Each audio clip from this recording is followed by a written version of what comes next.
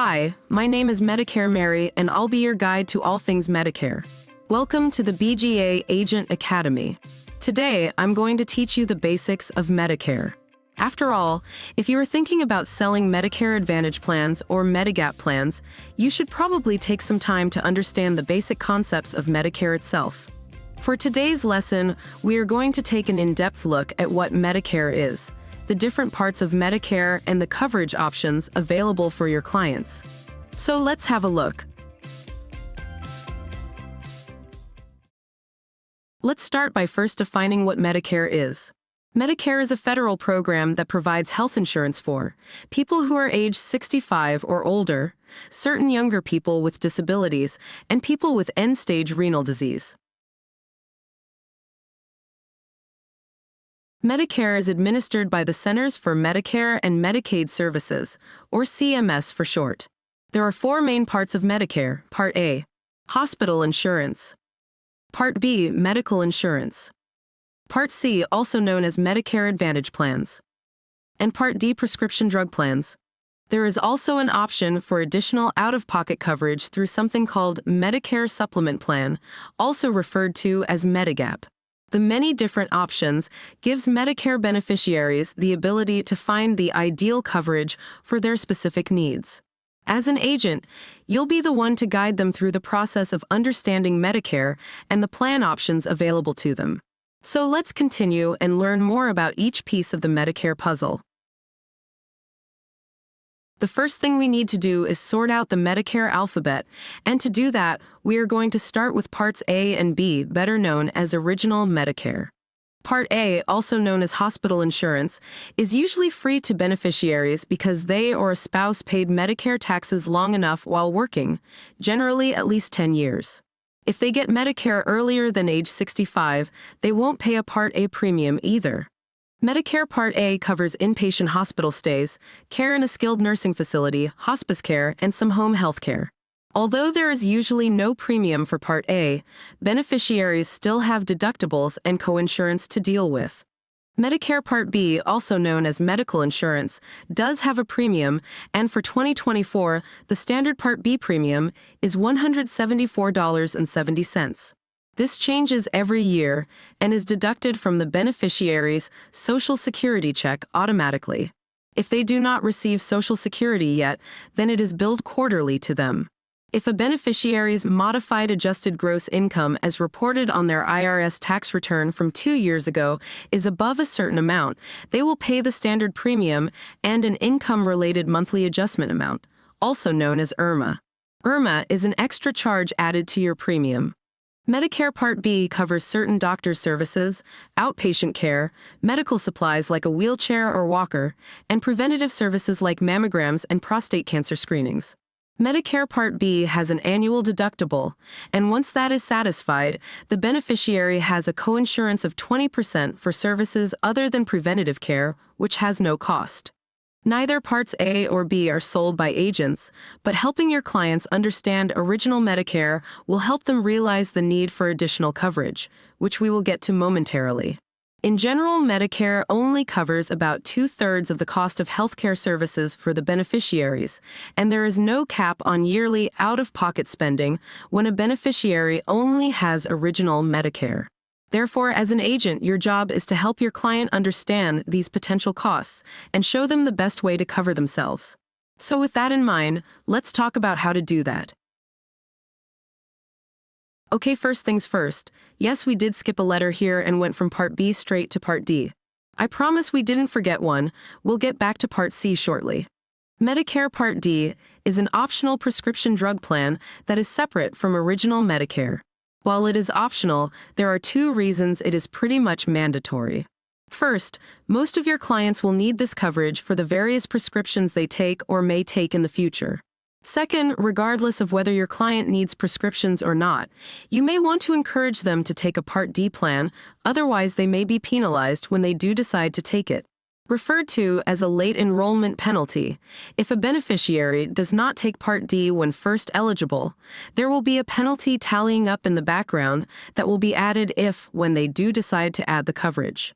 Medicare calculates this penalty by multiplying 1% of the national base beneficiary premium, $34.70 in 2024, times the number of full, uncovered months they didn't have Part D or creditable coverage. This penalty does not go away. Another issue beneficiaries may face with Part D is IRMA. Just like Part B, if your income is too high, there is an additional premium you will pay besides the premium charged for the plan. Medicare Part D helps beneficiaries cover the costs of their prescription drugs. Part D is available to everyone with Medicare, but the actual plans are provided by insurance companies and other private companies approved by Medicare. That means the prescription drug plans may be sold by agents like you. Beneficiaries pay a premium for the plan and then may have deductibles and co-pays based on the types of drugs they are taking. In another video, we will discuss the different benefit phases of the plans, things like the coverage gap, also known as the donut hole, assistance for beneficiaries, and much more.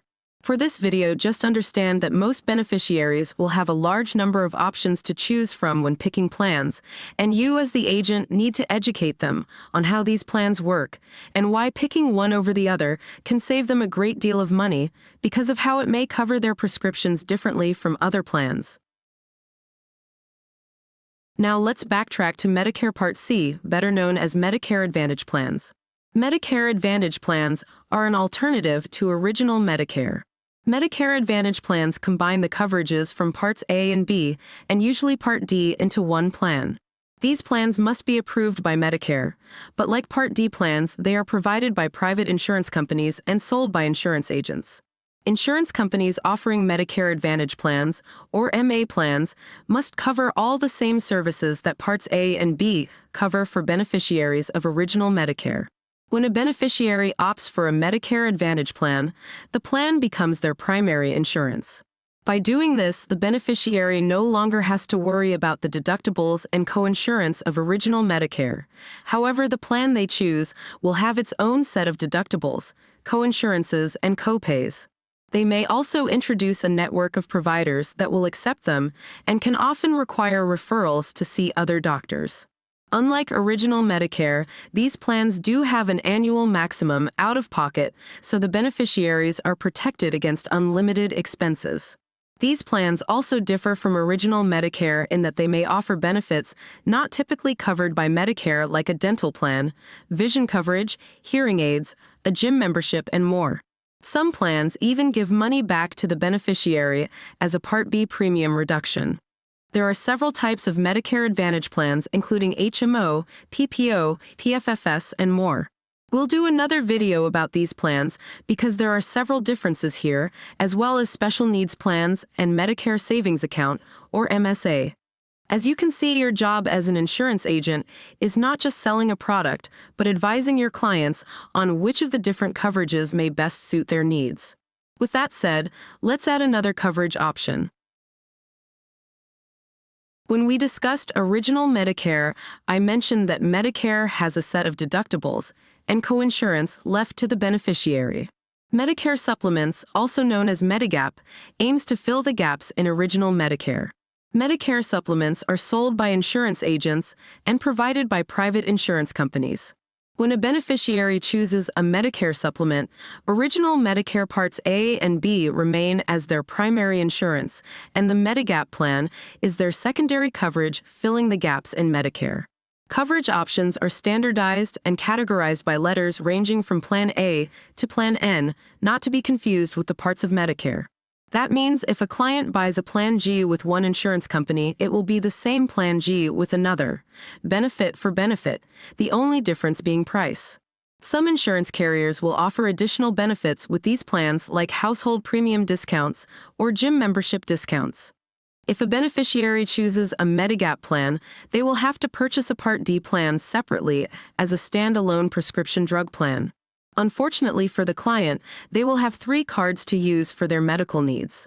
They would present their Medicare card along with the Medigap card for doctors, hospitals, etc., and then their prescription drug plan card for use at the pharmacy or for mail order.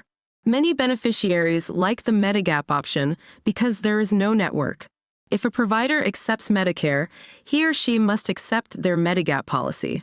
Referrals are also not needed for these plans, and depending on what letter plan the beneficiary chooses, they can eliminate almost all of their out-of-pocket expenses.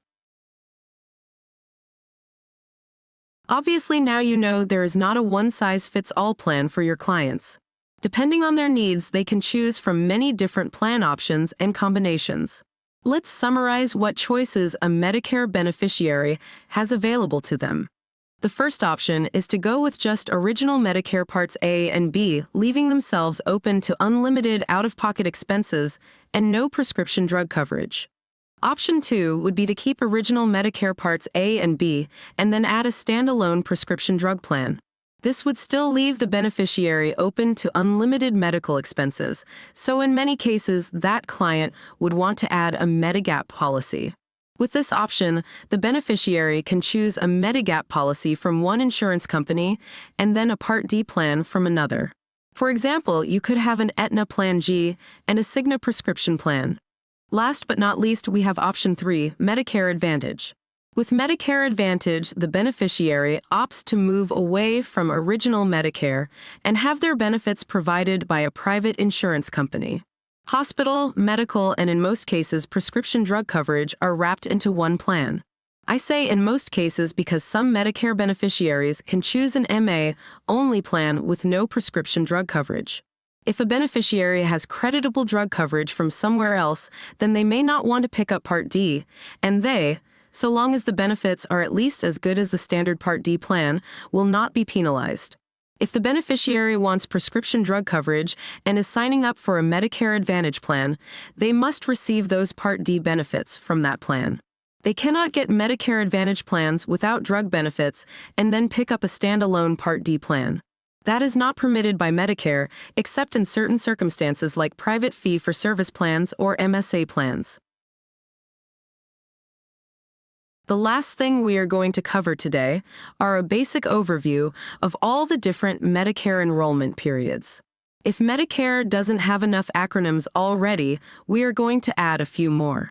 Let's start with the initial enrollment period, also known as IEP. This is for beneficiaries turning 65 and occurs 3 months before, the month of, and 3 months after their 65th birthday. During this time, they would enroll in Medicare Parts A and B, then decide if they want to add Medigap with Part D or go with a Medicare Advantage plan. We then have the General Enrollment Period, or the GEP.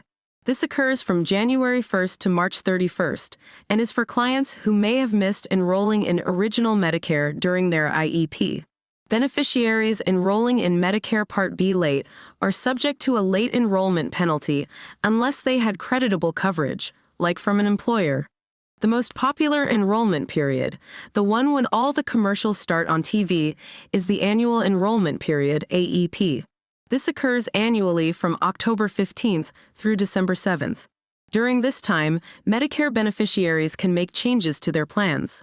They can change from one Medicare Advantage plan to another, go from Medigap to Medicare Advantage, go from Medicare Advantage back to original Medicare, and add a Medicare supplement along with a Part D prescription plan, or just add a Part D plan if they did not have one already.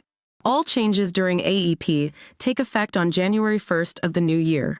The lesser-known Open Enrollment Period, or OEP, takes place from January 1st through March 31st each year and allows beneficiaries a one-time change between Medicare Advantage plans or to go back to original Medicare and add a prescription drug plan. Last but not least, there is the Special Enrollment Period, or SEP. This enrollment period occurs due to various special circumstances. For example, a beneficiary moves out of a planned service area or moves into a nursing care facility. During this time, the beneficiary is permitted to enroll or make changes to their current plan. There is no set timeline for an SEP and can occur anytime throughout the year. This may seem overwhelming right now, and trust me, you're not the first agent to feel this way. But this is just the first step in the process of understanding Medicare, so you can be the best agent possible for your clients. In future lessons, we'll drill down on different products and talk about why one option may be a better fit for some clients than others. We'll review the Part D plans further for the future changes coming, as well as how to find plans that best fit your clients' needs. Remember, your clients will change. Their needs will change. Plans will change. Medicare itself will change. So that means you will need to continue your Medicare education for as long as you are in this business, and BGA will be here to keep you up to date on everything that comes at you. Remember, we're not just an FMO, we're agents just like you. This is Medicare Mary saying thank you for stopping by, and I look forward to continuing your Medicare education in future videos. Bye for now.